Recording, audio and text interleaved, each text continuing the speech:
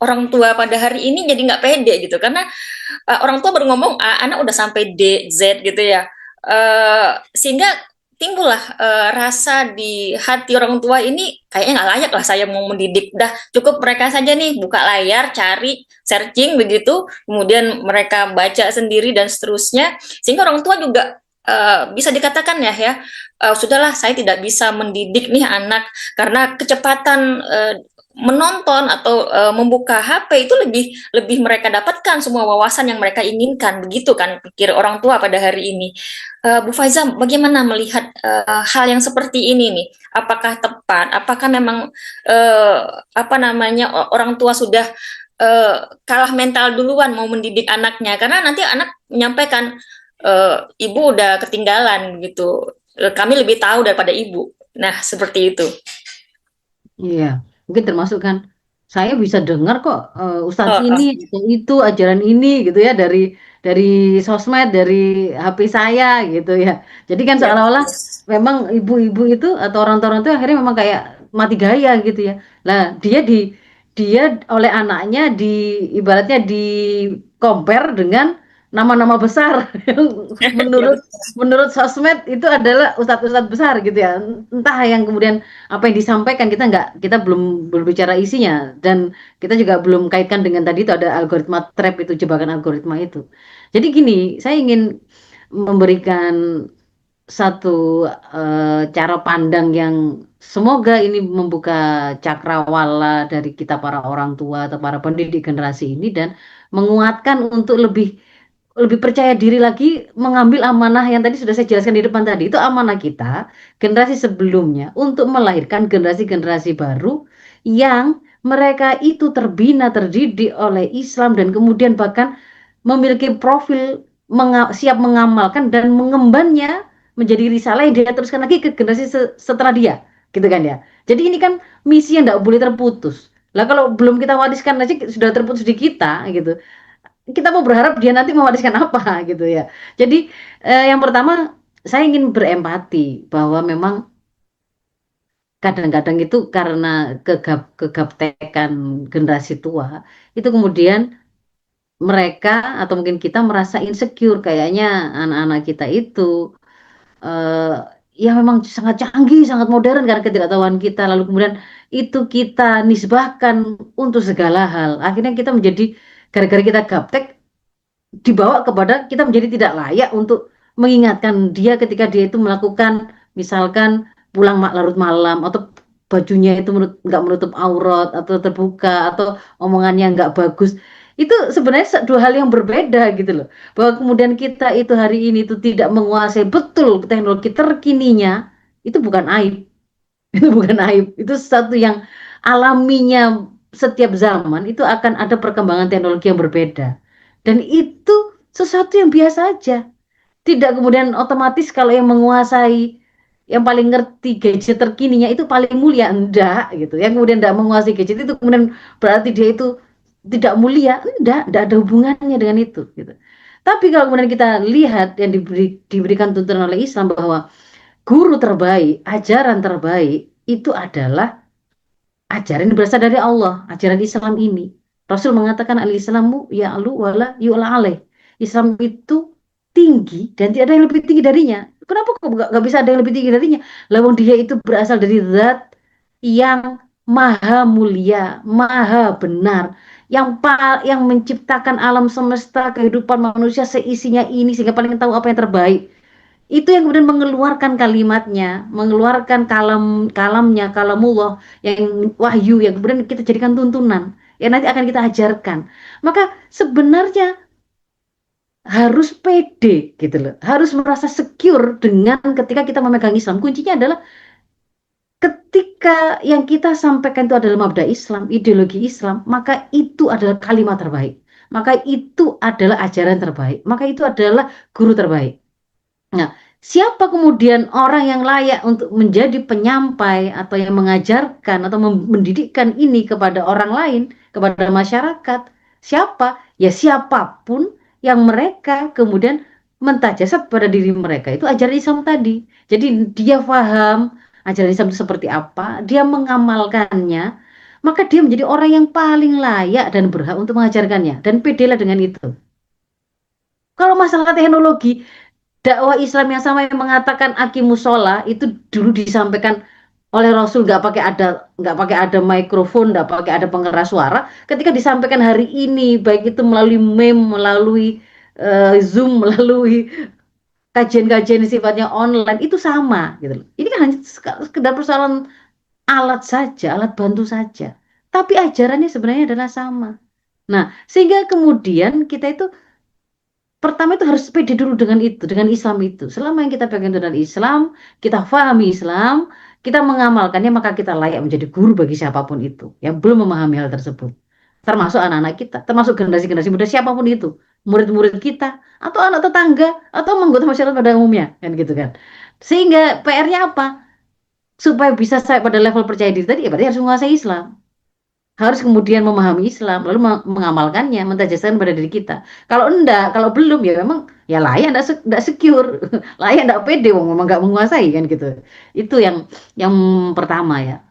Yang berikutnya, eh, persoalan bagaimana kemudian kita mentransferkan Islam ini sehingga menjadi sesuatu yang mudah difahami oleh generasi siapapun itu adalah langkah berikutnya. Lah, ada sebuah tuntunan atau perkataan yang sangat, menurut saya sangat bagus sekali untuk kemudian saya sampaikan pada hari ini, yaitu yang disampaikan oleh Syekh Taqiyuddin An-Nabhani di kitab Mafahim Hizbut Tahrir ya. Beliau mengatakan ketika menerangkan tentang mabda Islam, ideologi Islam, ajaran-ajaran Islam yang akan membangun peradaban Islam, itu beliau mengatakan bahwa mabda Islam itu sebenarnya memiliki potensi untuk mudah difahami, mudah loh ya.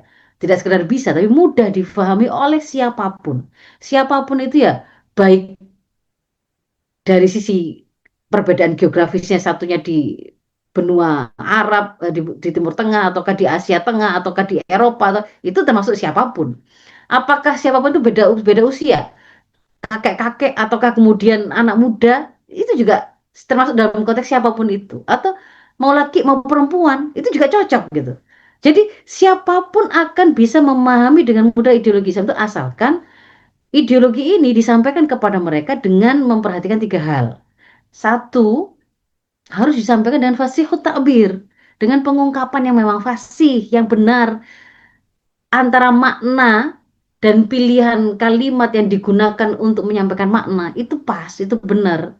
Nggak kemudian yang mau disampaikan sebenarnya itu adalah keharuman zina, kok jadi terdengarnya seperti kalau nggak ketahuan, atau kalau dilakukannya itu di sembarang tempat, tapi kalau di tempat yang hanya yang itu bukan lokalisasi menjadi nggak haram. Nah, itu berarti nggak fasih itu takbirnya, ungkapannya. Wong yang ditunjukkan oleh dalil aslinya itu adalah keharuman, bahkan mendekati aktivitas mendekati zina itu sudah haram gitu. Maka harus tersampaikan dengan fasih takbir. Takbir itu harus benar gitu ya, fasih. Lalu yang berikutnya wadhihul lughah, bahasa yang jelas. Bahwasannya manusia kita itu faham akan satu makna. Makna ini tuh kan dibawa oleh lafat gitu. Lafat, kata-kata, pilihan kata atau diksi.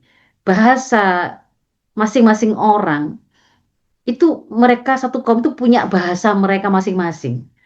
Sehingga temukanlah, tugas kita untuk menemukan bahasa yang seperti apa yang harus saya pakai untuk membuat orang yang saya sedang berkomunikasi dengan mereka itu menjadi paham. Pilihlah bahasa yang jelas bagi mereka untuk bisa mengerti apa yang kita maksudkan.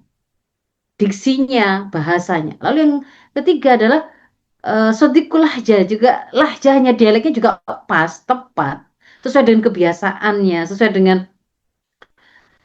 dengan urufnya gitu ya. Memang ketika kita hendak memainkan eh, makna itu dengan memberikan tekanan emosi yang itu menunjukkan penekanan, tertangkap juga itu penekanan. Kalau ini pertanyaan retoris, tertangkap juga itu pertanyaan retoris. Kalau ini adalah sebuah kemarahan, ya tertangkap juga. Jadi jangan kemudian karena dialeknya berbeda terus ini sebenarnya ungkapan marah tapi tertangkapnya menjadi sebuah guyonan atau lelucon, atau lah itu kan juga nggak pas gitu. Jadi di situ dibutuhkan fasihut tabir wadihul lughah sadiqul lahjah untuk kemudian membuat Islam yang kita sampaikan itu akan dengan mudah difahami oleh siapapun. Mau generasi tua maupun generasi muda, laki perempuan itu dimanapun dia berada. Nah, tinggal kemudian berikutnya, karena kita tidak memungkiri tadi antar generasi itu akhirnya karena dia dibesarkan oleh teknologi yang berbeda, memungkinkan memang ada perbedaan generasi. Jadi diakui ada perbedaan, tetapi tidak diakui keterputusan nilai. Lah, di antara kemudian yang membuat misalkan ya, pada generasi sebelumnya yang mereka itu harus selalu terkoneksi dengan orang secara langsung kalau kemudian dia mau melakukan apapun itu, membuat mereka memiliki keterampilan secara alami untuk berkomunikasi interpersonal itu dengan lebih lebih mudah ya. Ngomong dengan orang, menyapa orang, belajar tentang membuat melakukan gesturnya seperti apa untuk mewakili makna yang bagaimana, menghormati atau menghinakan, itu dia punya skill itu karena dia biasa berkomunikasi secara langsung. Nah, ketika generasi berikutnya itu dia justru banyak hidup tadi dikatakan di dunia digital, komunikasi itu selalu ada perantaranya yaitu gadget, nggak ketemu langsung dengan orang, emosi diwakili dengan emoticon, padahal kan nggak semuanya begitu. Ada intonasi yang tidak bisa terbaca dalam ketikan kan gitu kan ya, ada ekspresi juga yang nggak bisa, ekspresi manusia yang kayak gini kompleksnya kalau diwakili dengan emoticon yang cuman lingkaran-lingkaran kuning itu gitu. Kan itu kan nggak bisa gitu, tapi ketika kemudian mereka itu hari ini itu biasa dibesarkan dengan cara berkomunikasi seperti itu, menjadi wajar kalau secara alamiah seolah-olah mereka terpangkas kemampuan berkomunikasi secara langsungnya. Nah, disinilah kemudian berarti kan itu harusnya menjadi sebuah awareness bagi generasi tua atau generasi sebelumnya yang kemudian melihat kalau memang kemampuan komunikasi seperti itu harusnya dikuasai oleh generasi muda, anak-anak saya, generasi penerus saya, berarti kan harusnya saya mewaspadai dengan cara jangan sampai mereka kehilangan kemampuan berkomunikasi interpersonalnya tadi gara-gara mereka biasa dibesarkan dan hidup di dunia digital tadi. Maka kemudian dia akan lakukan usaha untuk pencegahan karena dia paham mereka untuk menyampaikan dakwah itu harus keluar, ketemu dengan orang, menyampaikan, membaca respon masyarakat, lalu bagaimana menjawabnya, mendengarkan. Keterampilan seperti itu harus ditransfer. Maka berarti kan, oh ini harus menjadi catatan bagi generasi sebelumnya untuk kemudian dia pastikan generasi muda itu tercegah dari kehilangan itu semua. Nah, termasuk di antaranya kita kemudian juga bolehlah kalau kemudian kita mengadopsi hal-hal yang bisa membuat komunikasi kita dengan generasi muda itu menjadi lebih lebih lebih nyambung, lebih lebih apa namanya, lebih terjalin.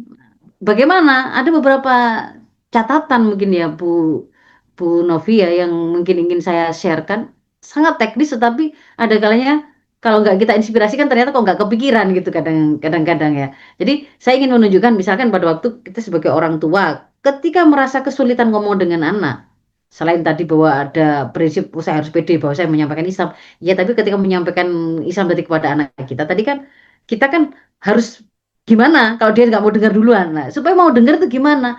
Yang pertama itu menurut saya modal paling dasar yang dibutuhkan oleh orang tua, oleh kita supaya kita itu didengar.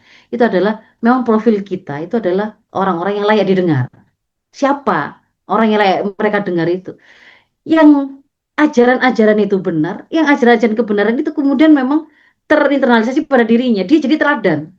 Yang dia katakan sama dengan yang dia lakukan. Karena kalau enggak, itu enggak bernilai.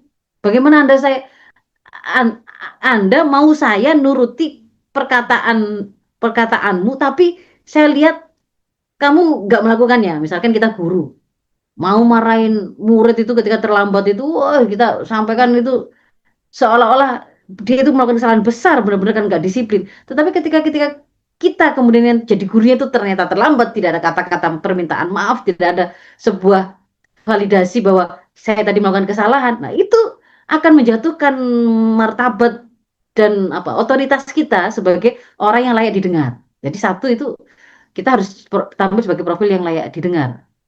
Lalu yang berikutnya, eh, kalau orang tua, gitu ya, jangan sampai kita tidak atau kita melewatkan fase-fase tumbuh kembang anak yang itu menjadi modal bagi kita untuk melakukan menjalin attachment. Nah, itu kadang-kadang itu gara-gara kita tidak dekat, Bu Novi. Karena kita tidak dekat ya. Oh, kita hanya manggil nama anak kita kalau kita mau marahin atau mau kita kasih tugas atau kerjaan atau perintah gitu. Akhirnya kan anak juga nggak merasa terkoneksi. Nah, dekatlah. Untuk bisa dekat itu pasti nanti bahasannya bisa panjang ya, tapi saya hanya ingin menginspirasi saja, dekatlah, dekat itu ada setiap fase tumbuh kembangnya itu jangan lewatkan. Kalau anak-anak Anda itu punya anak usia dini, Anda akan dekat secara alami kalau Anda memberikan pelayanan. Nah, kayak gitu jangan dihilangkan, jangan dilepaskan.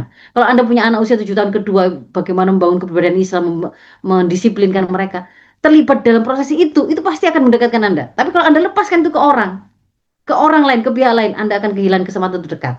Padahal kedekatan itu sangat kita butuhkan untuk bisa tegas.